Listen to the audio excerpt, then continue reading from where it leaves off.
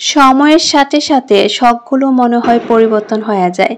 আগে আমি আমার শখগুলো পূর্ণ করতে পারলে যতটা না খুশি হতাম, এখন আমি আমার চেয়ে আমার মেয়েদের শখগুলো পূর্ণ করতে পারলে তার চেয়ে বেশি আনন্দিত হয়। আসসালামু আলাইকুম দর্শক মণ্ডলী, কেমন আছেন সবাই? আশা করি যে যেখান থেকে যে অবস্থায় আমার এই ভিডিওটা দেখতেছেন সবাই অনেক ভালো আছেন। আলহামদুলিল্লাহ, আপনাদের দোয়ায় আমিও ভালো আছি। প্রথমেই জানিয়ে দিচ্ছি আমাদের পক্ষ থেকে সবাইকে ঈদের শুভেচ্ছা। ঈদ মোবারক। এখন আসি মেন কথায়। আগে বিয়ের আগে বা বিয়ের পরে যখন চাঁদ উঠতো তারপর থেকে রাতের 10টা থেকে 11টা অথবা 12টা পর্যন্ত সবাইকে মেহেদি পরিয়ে দিতাম। আর শেষ পর্যায়ে গিয়ে 12টার পরে আমি আমার নিজের হাতে রাঙাতাম। কিন্তু এখন আর সেই সময় নাই। সংসারের কাজ সামলিয়ে তারপর যে সময়টা পাই এই সময়টা দিয়ে আমি আমার মেয়েদেরকে রাঙিয়ে দেই। এই যে আমার 2টা ছোট মেয়ে, এগুলো বসে আছে মেহেদি পরার জন্য, কিন্তু এদিকে তো আমার সব কাজ শেষ করতে হবে।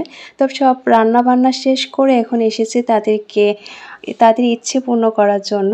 কিন্তু এই যে একটু একটু মেহেদি দিচ্ছি, এতে যে আমার বাচ্চাগুলো কি খুশি হয়েছে, কতটা আনন্দিত হয়েছে, সরাসরি দেখাতে পারলে বুঝাতে পারতাম।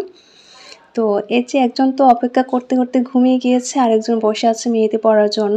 তো এখন প্রায় 12টা বাজে। তো 12টার মাঝেও রাতে 12টা বেজে গিয়েছে, এর মাঝেও আমার মেয়ের কোনো ঘুমের খবরও নাই, মেহেদি পরবেই।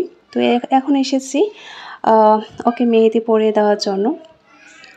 আসলে অনেক দিন ধরে মেহেদি পরি না, মেহেদির ডিজাইনও ভুলে গিয়েছে। আগে অনেক ভালো মেহেদি পরাতে পারতাম আর নিজেও পরতে পারতাম, তো এখন আর সেটা পারি না। তো সিম্পল একটা ডিজাইনই মেয়েকে দিয়ে দিয়েছি।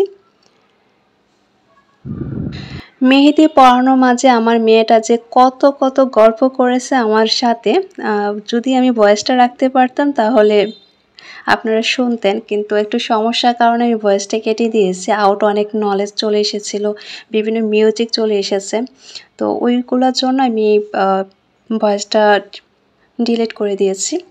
তো একটা হাত শেষ হয়ে গিয়েছে। তো গল্পের মাঝে অধিকাংশ সময় ছিল আম্মু আই লাভ ইউ, তুমি অনেক ভালো মা, তুমি অনেক সুন্দর করে আমাকে মেহেদি দিয়ে দিয়েছো, তুমি তো আমাকে অনেক ভালোবাসো, তার জন্যই তো তুমি মেহেদি দিয়ে দিচ্ছ।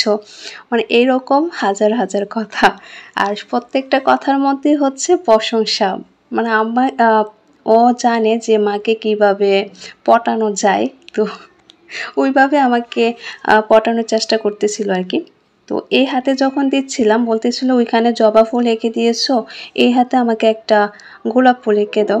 তো অনেক দিন দেয় না, তো গোলাপটা ভালোভাবে হয় না, একটু চেষ্টা করেছি।